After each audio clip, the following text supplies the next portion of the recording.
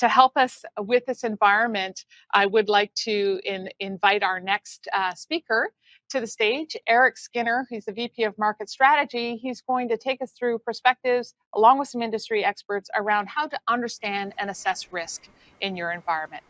Eric, welcome to the stage. I know you're joining us live from Munich. I am. It's fun to get out of the country. So yeah, thanks for the intro. And we're going to dive in with a group of really interesting experts who are going to help us understand this challenge of attack surface management from a variety of perspectives. First up, we're going to hear from one of our customers, Pinnamanemi. Now, he's based in Australia, so I caught up with him a few days ago, and let's have a listen.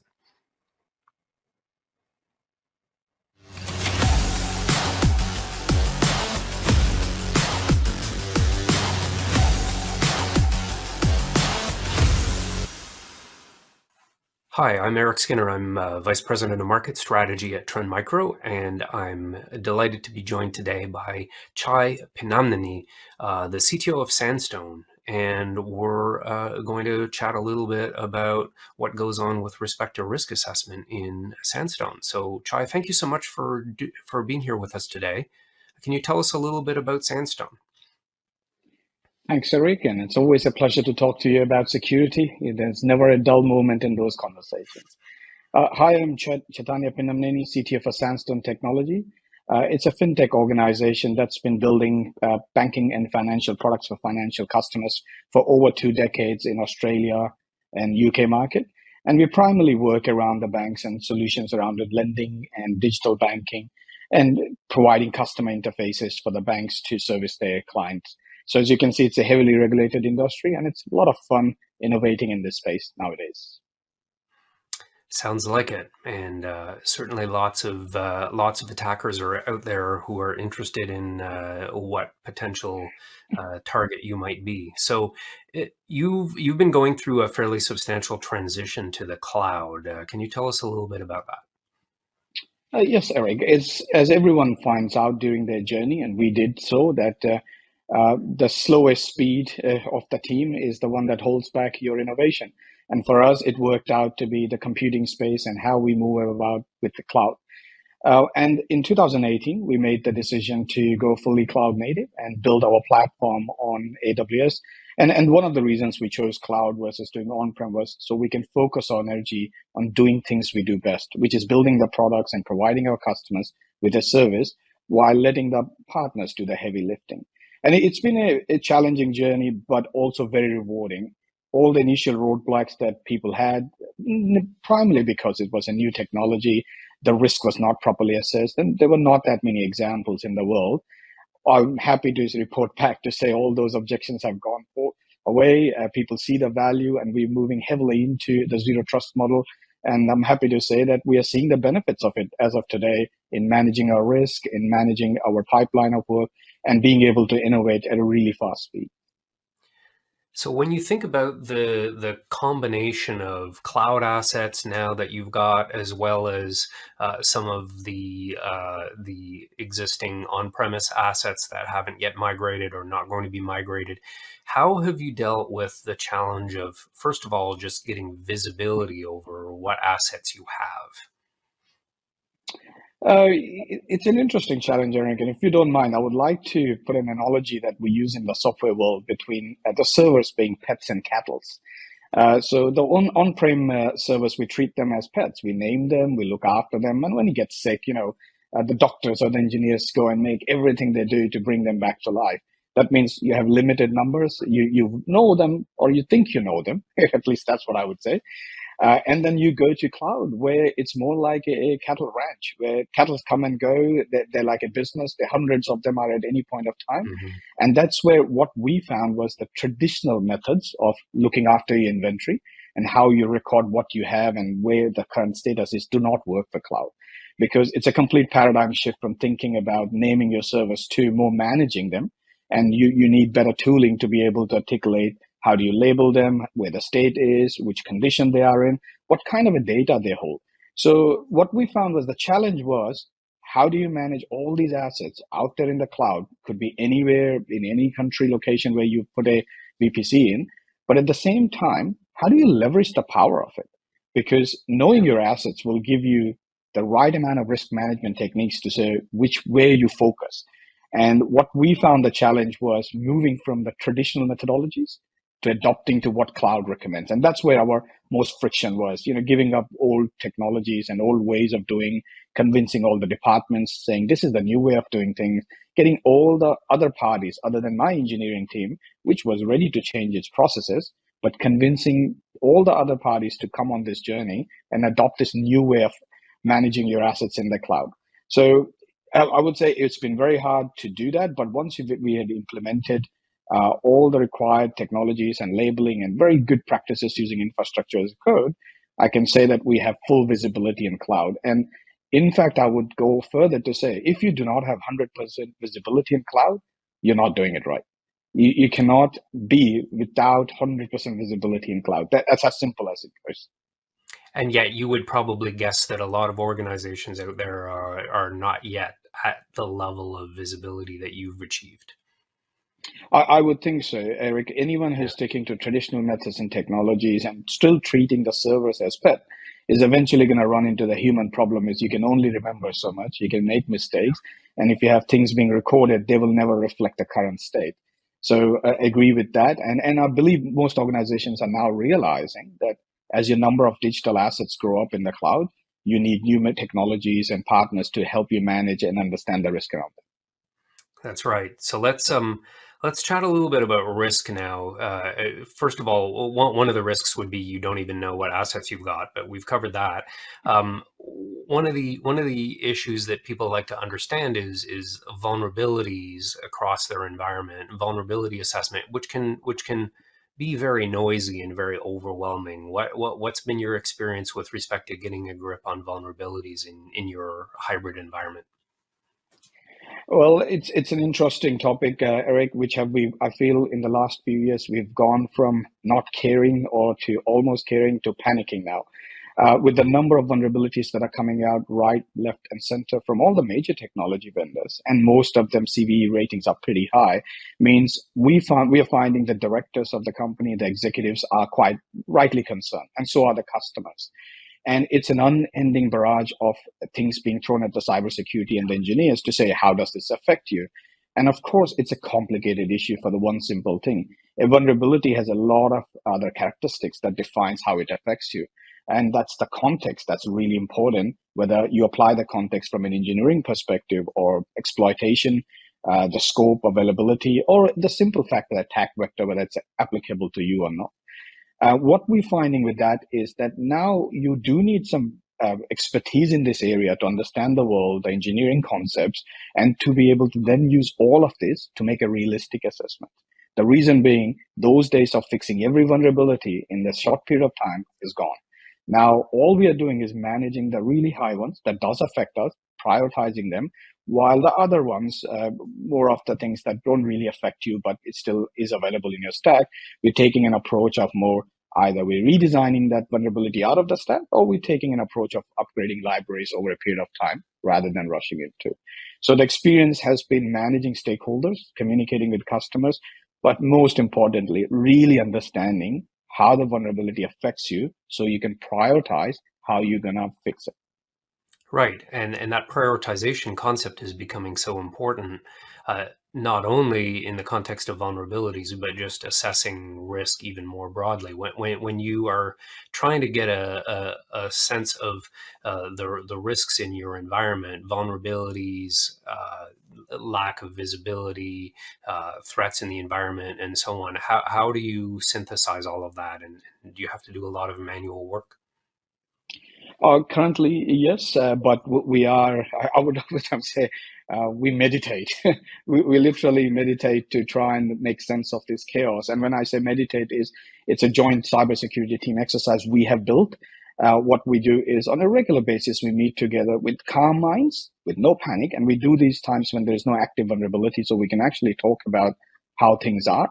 And each part of the partner then picks a part of the world we operate in and then talks about where he sees the risk is.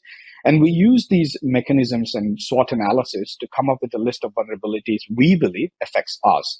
And this is the hard part, Eric. What we have to do is based on all the noise. And this is the important part. This noise is coming from expert people really understand technology, but maybe not my company. So they are telling us the right things, and we are sitting there listing out all the things that's going in the world, trying to make sense of it, then end up prioritizing based on simple concepts of workload security. And like one of the things I would say is, as a Sandstone company, we at very early on, when we got onto our ISO processes, we defined what's most important to the company, whether it's the IP, the digital assets, or the data. And it turns out our workload security was the topmost priority for us, as in the data was the most important thing. And that means is the mechanism we picked up is a quite well-known CIA mechanism, which looks at the confidentiality of data, integrity of the data, and availability.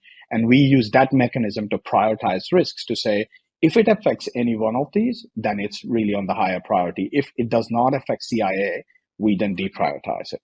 And that's something we had to work based on our knowledge, our customer needs, and our management's and companies' willingness to spend money or fix bugs, and the speed with which move. We ended up coming with the metrics that cybersecurity team maintains. And based on that, now we provide context to the rest of the organization about how fast or how quickly the vulnerability needs to be patched, fixed, or taken out of the stack based on how it impacts the workload. Well, thank you so much, Chai, for sharing your experience and these stories with us. That's great context with respect to how an organization has to deal with visibility and risk assessment. Thank you so much. Thanks, Eric. And as I always said, it's always a pleasure having these conversations with you.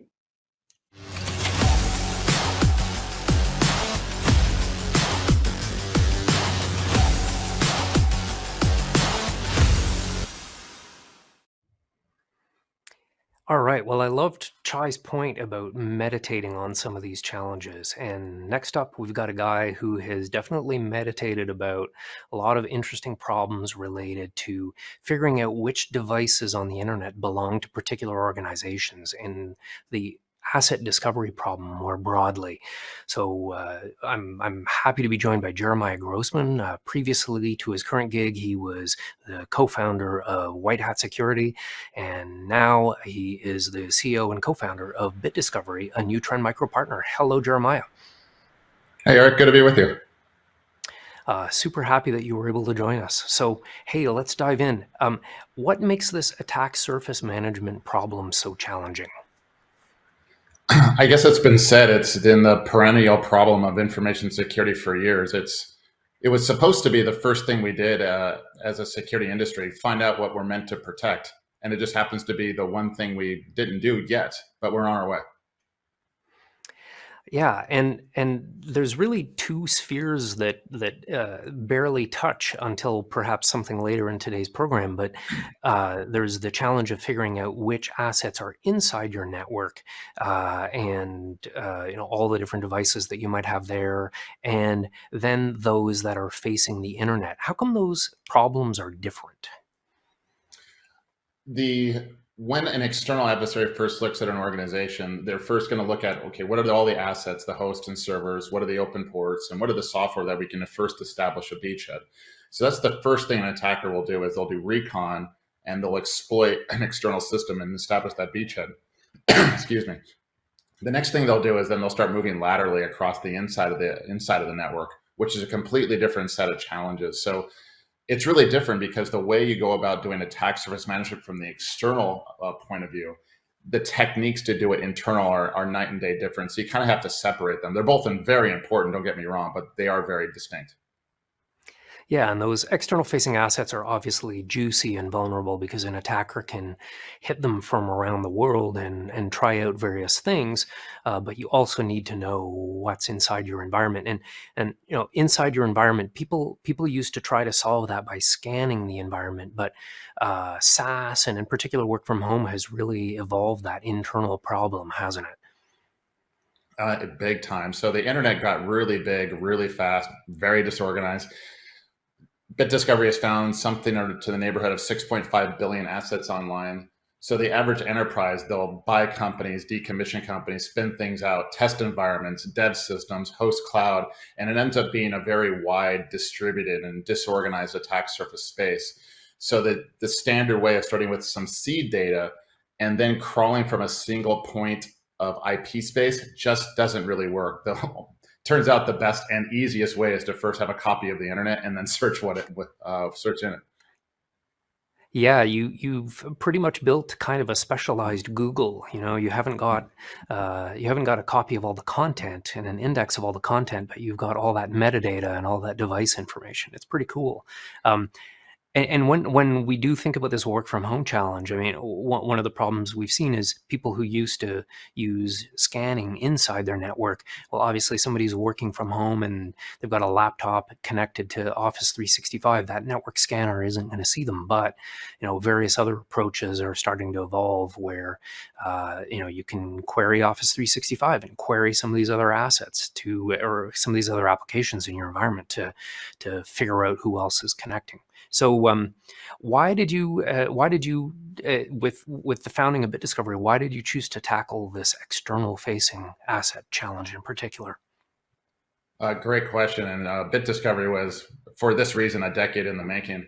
So when I was with White Hat Security, we were in the business of website vulnerability management, finding vulnerabilities in websites so they can get fixed. And our customers would routinely ask us, we would like for you to scan all of our websites. And we're great, we can do that. Can you give us the list of your websites? And literally none of them could. So then they would go like, can you help us with that? And we tried many different ways, like our peers and competitors tried many different ways. And it ended up being a deceptively hard problem just to find a list of websites. So White Hat and every single one of our customers in the Fortune 500 had this issue. So when I left White Hat, it was, I was going to solve this one problem. If I can solve just one problem, what would it be? The biggest, most important unsolved problem was, at least from that background, was we don't know what we're meant to protect yet. So if I can solve that one problem, we can save a whole lot of breaches because we know that asset's there, it's vulnerable to this issue, and just patch them like the rest. And then we'll really move the needle in InfoSec. Yeah, because it's challenging to assess risk in your organization if you don't even have visibility. You're not even looking at some particular assets. And what are some of the reasons that some of these assets are going to be a surprise to organizations? So we at BitDiscovery, when we do demos for customers and we show them the data that we have, usually we can start with a singular domain name, find all the other domain names they own, and generate an attack surface map. Once you have that map, they might have, some have thousands, tens of thousands, even hundreds of thousands of assets. And then you can start, it's the first time ever that you've got a real good look at it. And almost without exception, the meeting will stop and go, wait a minute, that's online? I didn't know we have that dev server there or that test server there. There's RDP listening there and the meeting stops and somebody has to go address it. But those are just some of the experiences. Like you'll find dev servers, test servers, just all sorts of things that you wouldn't think are exposed, and no company is any exception. And there's just a lot of assets out there that come and go without warning.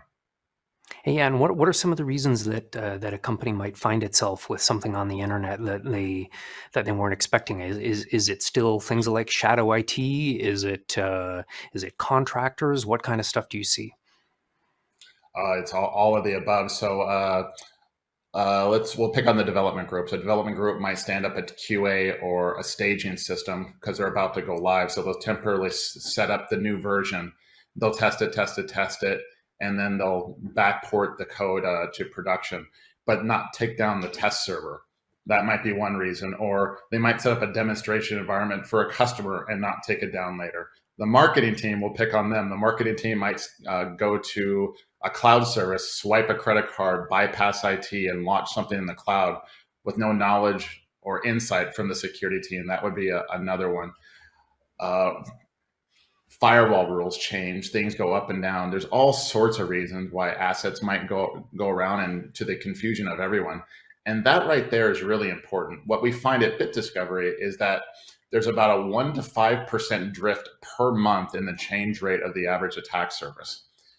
If you don't mind, let me go through that just a little bit. Services will go, assets will come and go. Open ports or services will come and go. And then the software needs service will come and go. So if you track all that over time, there's a constant change rate. So like everything in security, attack surface management can't just be a moment in time. Ideally, you want to monitor it daily for the change rate so you can act upon something that may be out of compliance, policy, or risky. Yeah, surprises are always going to pop up. It's definitely not a one-time thing. So, yeah, a little bit later in the program, our audience is going to hear about us doing something special together between Trend Micro and Bit Discovery. That's been really fun working with you on that, and it'll be great to see a demo later in the program of how we're blending some of your data with some of our insights, and I'm looking forward to see that demo. So. Thanks a bunch for popping on here and sharing your insights with us. Really appreciate it, Jeremiah. My pleasure. Excited to be working with you, Eric, and Trend Micro. We're going to do great things. I think we are. All right. Well, next up, I've got a group of 3 Trend Micro experts who are going to help with their perspective on this challenge. Not just the challenge of how to address attack surface management, but really pivoting over to, well, how are attackers taking advantage of this challenge? So we've got Chris LaFleur from our incident response team in the Americas, as well as Myla Pilao from our threat research team and threat marketing team. And we've got Rick Ferguson, also from the threat research organization. So thank you, all 3 of you, for coming and sharing your perspectives. Let's start with you, Chris. So your team deals with lots of challenging incidents, customers who have ended up in trouble for a variety of different reasons. I'm curious to hear from you, Chris. Is there a common thread with respect to how these incidents start? How do the attackers initiate these attacks? So it comes down to two methods. It's either an email attack campaign starts off and unmanaged vulnerability assets, and it's a 50% on both sides, right? On which one is successful. Yeah, it was stunning to me when you were telling me that earlier, because you would think it would be a wide range of reasons and methods that these attackers would initiate, and yet when things get messy, half of the time it's because people didn't understand that they had a particular asset facing the internet, and it's kind of shocking to me. And at the same time, maybe based on what we just heard from Jeremiah, it's something that comes up far more often than we'd expect. How do these unknown assets get, or these weak configurations, how do they help attackers? So what's amazing about these vulnerabilities is that if I can get your asset and gain access to it with a beachhead, like was being said before, I can skip most of my lateral movement of trying to get into the core of your network, right? These servers typically have trust relationships directly back to their domain controller. So I'm 1 or 2 steps away from taking over the entire network, which allows me to, How are these attacks changing in the few years that you've been doing incident response? So we can say they're definitely getting faster and more organized. The threat actors have definitely gotten their game plan out, and you can really start to stamp who did what just by what tools are being dropped and utilized in the network. For example, I was reading a DFIR report earlier today, and they went from breach to full-blown network ransomware in 4 hours. Yeah, and that might have been days previously. So it really is important to try to shore up the defenses in advance. Well, thank you, Chris, for sharing the incident response insight. Next up, Myla. So again, you're from the threat marketing organization, Threat Communications. You help put out all these blogs and reports on what kind of activity that we're seeing out there in the threat landscape. So what can you tell us about the changes that you're seeing in attacker behavior over the last little while? Thanks, Eric. Obviously, there's a massive digital migration. We know that already. So what we've seen so far is malicious actors are really very quick to pivot in inherent capabilities on securing the clouds. We've seen a couple of increases. About 65% of what we've seen are caused by misconfiguration. And you and I know that misconfiguration can be a common problem, or what we can probably say a really good pathway to some of attacks, like, breaching the server, blocking the data, or even launching a more complex attack. So that's one of the biggest things that we see. The other one I'd like to mention also is as the internet obviously evolves and innovate, new technologies comes in, it also serves as a huge battleground for a lot of the malicious actors. We've seen demands on offensive tools, and we all know that offensive tools are very dangerous in the sense that they will really narrow on ultra targeted campaigns. So this is one of the things that we see, and techniques that they're using right now is not too complex. These are really breaking into free webmail, scanning social media accounts, or really targeting flaws in the corporate email account. So those are two big things that we've seen so far. And what are your quick thoughts on changes or serious gaps, leading gaps in security posture? What kind of data do we have on that? That's a very good question. What we know is that the earlier that we are able to detect threats in the earlier cycle means there will be less capability and negative consequences to attacks. In our findings, specifically on the risk insights portion, we've seen that the average security posture of a lot of organizations is around 53%. What we don't know is that number can be a little bit average, but it can tell a lot of stories. So if we double click on that, what we've seen so far is a majority of this high risk, and when we scan the customer environment, is actually associated with exposure layer. What does it mean is that this is attributed to almost 49% to highly exploitable vulnerabilities. And that's a big thing. This means that a lot of our customers, a lot of the networks are really exploitable just because of the exposure of vulnerabilities that can both be in the wild. It can also, mean that a lot of this have proven methodologies in terms of an attack path, or it's just really very easy for a lot of this exploit or vulnerabilities to penetrate our organization. So this is what we're seeing at the moment. So, and we think criminals will continue to hound on vulnerabilities. And we've obviously seen that numbers to at least double up as we are just probably not even middle of the year right now. All right. Well, thank you, Myla. And last but not least, Rick Ferguson, who is certainly the face of Trend Micro on many, many online videos on YouTube, but also part of the threat research team.